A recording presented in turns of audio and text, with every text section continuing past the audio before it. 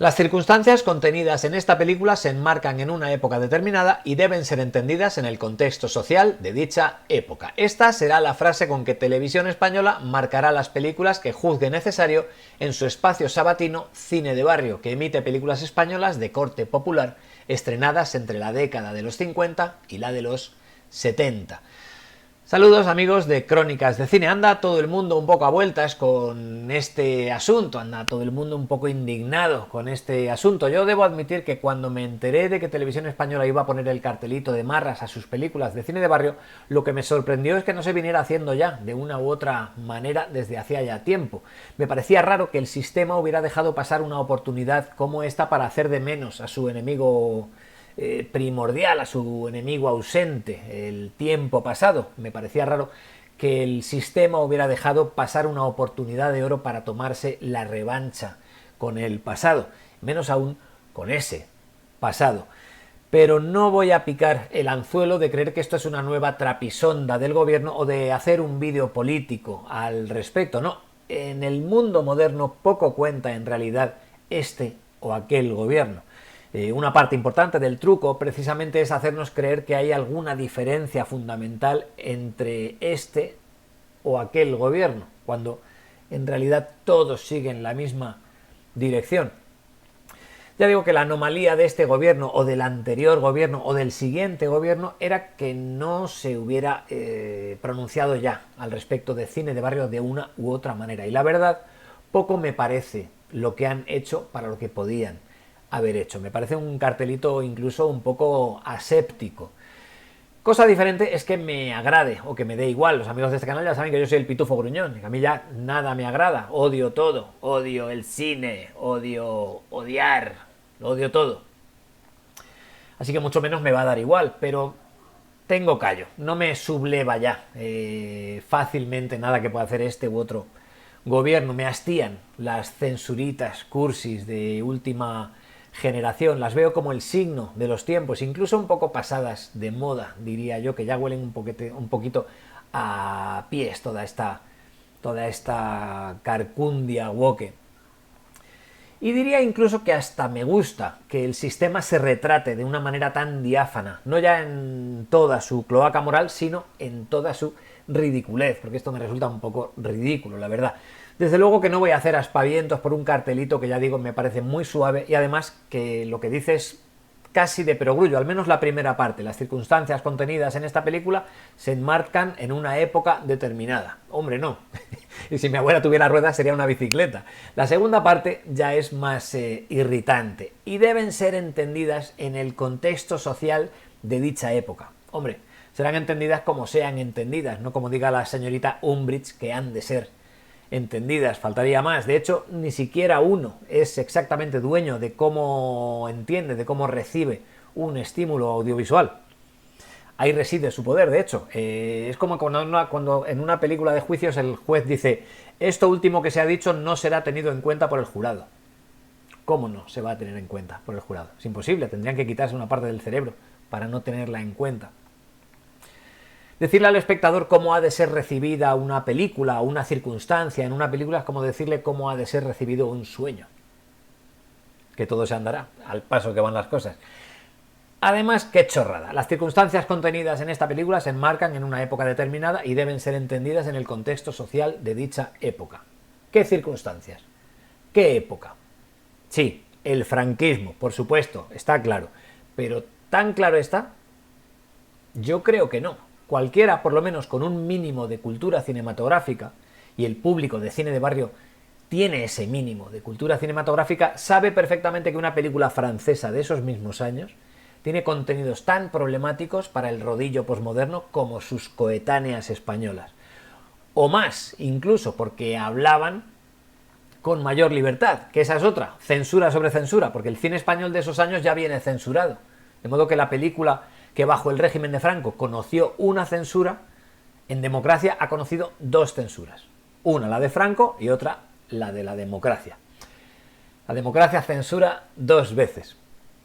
Pero bueno, decía que si tú coges un polar francés, un policial francés, un Bob Le Flambert del 56, un No toquéis la pasta del 54, un Rififi del 55, por poner tres referentes, pero valdría cualquiera de sus hermanas menos conocidas. Si tú coges cualquiera de esas y la pones junto a un policíaco español de la época, Apartado de Correos 1001 del 50, El Cerco del 55, Brigada Criminal del 50, os aseguro que las que harían saltar las alarmas del ministerio de turno serían, primero, de calle, las tres películas francesas, una detrás de la otra. Entre otras cosas, porque en ausencia de censura franquista, las películas españolas son más recatadas y suelen pecar de inocentonas incluso. En ausencia de censura franquista, las películas francesas llegan mucho más lejos a la hora de narrar las relaciones entre los protagonistas y sus mujeres. Y os aseguro que generan situaciones mucho más problemáticas para un censor posmoderno actual que cualquier película española, que ya digo, son mucho más recatadas y mucho más inocentonas en ese sentido. Y además, qué tontería, si la película es del 50, pero es una peli de romanos, ¿qué circunstancias tenemos que contextualizar? ¿Las diegéticas del siglo II a.C. o las de su año de estreno, del año 1953? ¿Qué circunstancia enmarcada en una época concreta es la que ha de ser entendida en su contexto? Pongamos La venganza de Don Mendo, por ejemplo. Un clásico de cine de barrio, una comedia maravillosa. La película es del 61, pero la obra en que se basa es del 18. Y la película además narra hechos que transcurren en el siglo XII.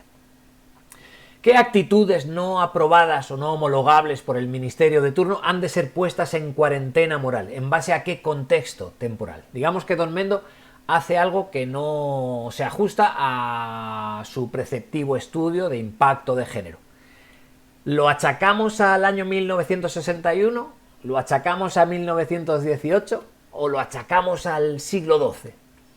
¿La película retrata ese acto no homologado por el censor posmoderno como algo positivo o la retrata como algo negativo? ¿Lo hace un personaje positivo o lo hace un personaje negativo? Y si lo hace un personaje positivo, ¿recibirá luego castigo recibirá luego lección por ese acto negativo, ese acto pernicioso o no homologable por el censor de turno? ¿Os dais cuenta del galimatías? ¿Es perniciosa la lista de Schindler por los actos que comete el malvado personaje que interpreta Ralph Fiennes? La diligencia de John Ford también tendrá que ser entendida en el contexto de su época, ¿no? ¿Qué hacemos? Todos los indios, todos quietos. Los vaqueros, quietos también, ¿no? La prostituta, quieta. Los caballos, todos quietos. El carretero, todos quietos. No se vaya a ofender un funcionario español de 2025. O no vaya a recibir la orden de ofenderse un funcionario de España en 2025. ¿Merecería un aviso del ministerio de turno o se libraría del el CID de Anthony Mann? Vulnera todos los requisitos, todos. Vulnera los requisitos de igualdad, vulnera los requisitos de diversidad, vulnera los requisitos de equidad y yo qué sé, lo que sea. Puede tener hasta algún mal uso del laísmo. ¿Se libra de todo ello porque es de fuera y por tanto no es franquismo? ¿O debería ser acreedora de todos esos mismos avisos porque realmente está vulnerando igualmente todos los requisitos básicos del censor posmoderno del 2025? Todavía voy más lejos. ¿Qué tontería es avisar al público de cine de barrio de que la película que van a ver no cumple con los estándares de igualdad, de equidad, de resiliencia, de pronombres y de diversidad? Como si no lo supieran ya. De hecho, por eso siguen viendo cine de barrio. Que esa es otra. Van y censuran precisamente un programa que te hace un 10% de SARE tranquilamente a gastos cero. Totalmente amortizada ya la película desde hace décadas. Debe de ser muy duro tener que poner un cartelito y desmarcarte moralmente del único programa de tu parrilla que todavía ve alguien. Luego se gastan una pastísima en un talk show que luego hace un 7% el día que más. Pero ponen Cateto a babor y te hace un 20% a gasto cero. Eso debe de doler. Y por cierto, ¿sabéis que Cateto a babor es la película más vista de la historia de la televisión en España? No solo de televisión española, sino de la televisión en España. Hizo en 1992 un 60% del share. Y la segunda más vista de la historia de la televisión en España es El hijo del cura, de 1982, con Fernando Esteso, ya en democracia, pero sigue siendo pasado y por tanto pernicioso. Era todavía cine para fontaneros. Otra que no cumplía con los estándares de diversidad de la sociología de un vagón de metro de Filadelfia era Las de Caín, película de 1959 basada en la obra homónima de los hermanos Quintero. Las de Caín se refiere a las 5 hijas de un tipo que se llama Caín y que tiene que casarlas a todas y que al final además las casa a todas, ninguna de ellas quiere volver a casa sola y borracha, y además todas blancas y de cuerpo normativo, como se dice ahora, delgadas, antes, en aquella época, ahora de cuerpo normativo. Mal, todo mal. Sor Citroën era además de mujer un peligro al volante. Y aunque era una monja moderna, motorizada, de hecho, no había ninguna representación trans entre las monjitas del convento. Fallo ahí. Y en Don R que R, archiconocida comedia de Paco Martínez Soria, se daba el peligroso mensaje de desafiar a un banquero a aplicar con rigor las normas que el hombre pequeño está obligado a cumplir religiosamente, pero que para el poderoso son mucho más relajadas, como para no ponerle un cartelito. A día de hoy podría ser considerada subversiva, y con razón.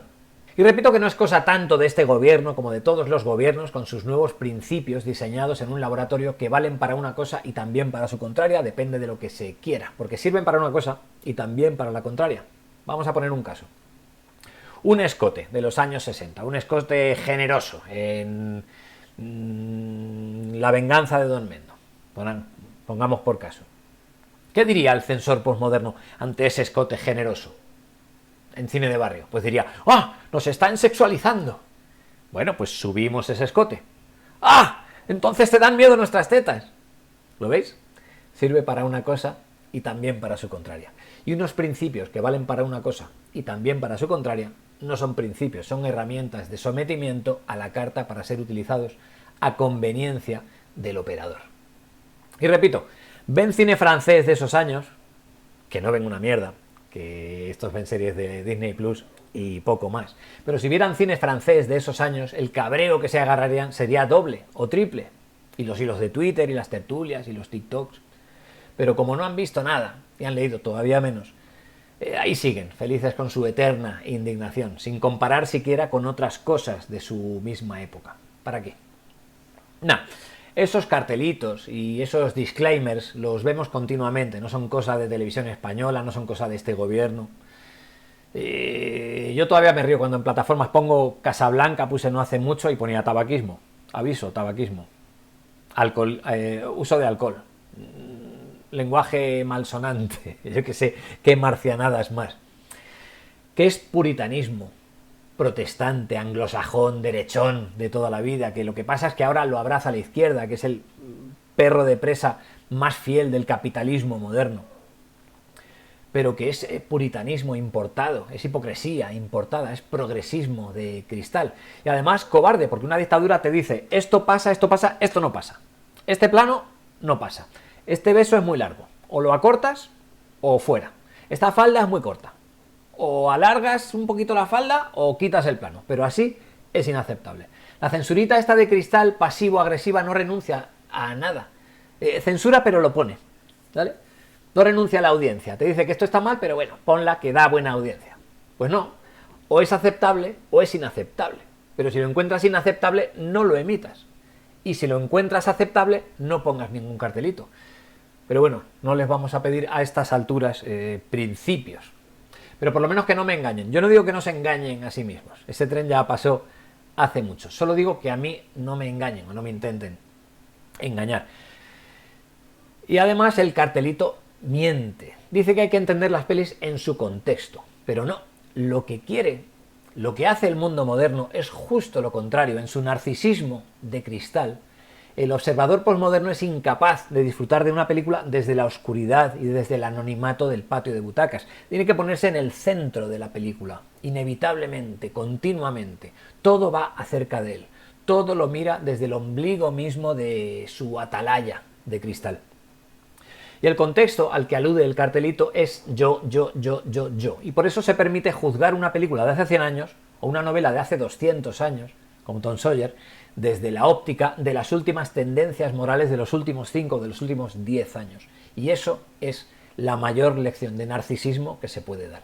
Y por supuesto que los responsables del disclaimer saben que su público sabe perfectamente lo que está viendo. No es más que el regalito envenenado que les hacen, es la manera que tiene el sistema de decirle a tus padres, a tus abuelos, a ti si te gusta cine de barrio, pero bueno, a tus padres, a tus abuelos, tus impuestos valen, pero tus principios no. Tus principios están caducos. Eso es lo que le dicen a tu padre, lo que le dicen a tu abuela. Estás caduco, morirás solo.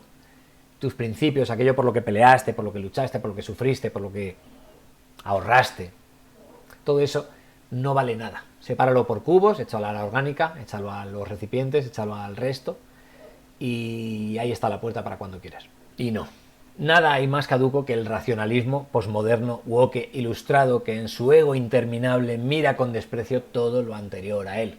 Nunca lo entenderé, nunca podré entender cómo una persona puede sentirse, cómo puede pensarse tan perfecta, pensando tan mal del mundo que la ha traído hasta aquí.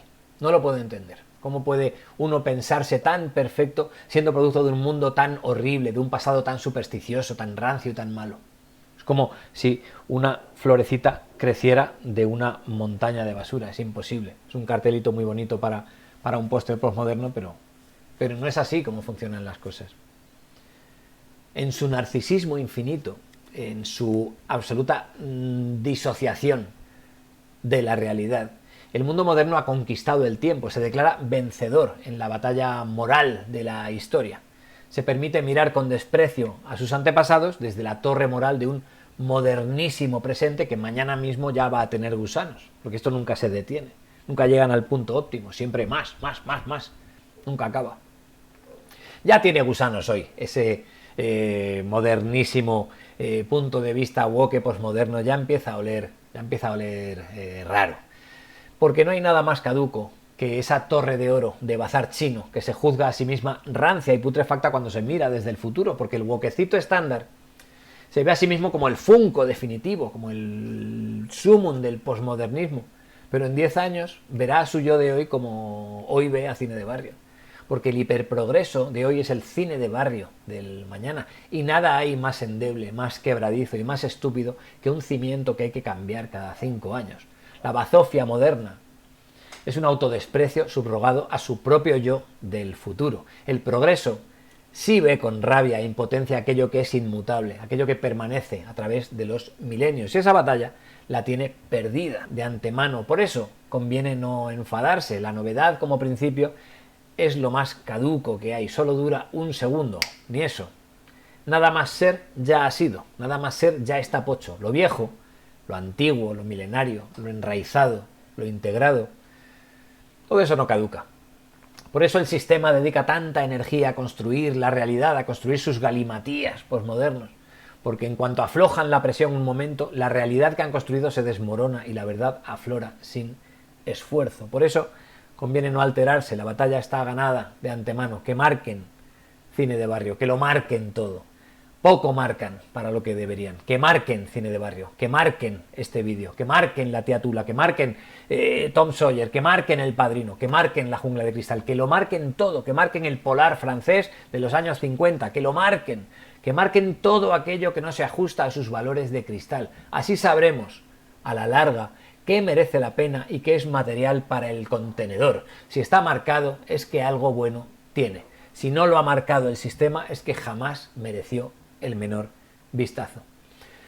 Y nada más, esto ha sido todo. Dale a like si te ha gustado y no olvides suscribirte y darle a la campanita para asegurarte de recibir todos nuestros vídeos. Soy Andrés Navas, esto es Crónicas de Cine. Hasta la próxima y apaga la tele.